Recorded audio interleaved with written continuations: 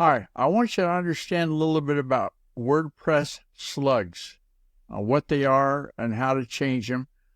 The slugs that you get for optimal SEO impact use 3 to 5 words, don't have any the or and or stop words like that. So you're going to take the last part of the absolute URL, the canonical, and that's going to be your slug.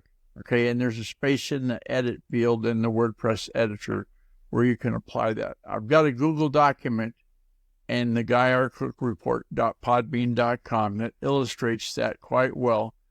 The slugs are just the permalink ending, and if you go to Permalink Manager, they've got a document in there that explains WordPress slugs quite well, I think. And that's in the Google document too.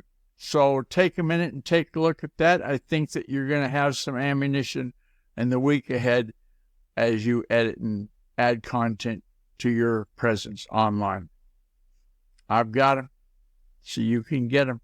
Hey, to contact me, use the secure contact form on guyrcook.com. If you like this episode on YouTube, and give it a thumbs up on youtube.com and click the bell to subscribe to future episodes. It's a wrap.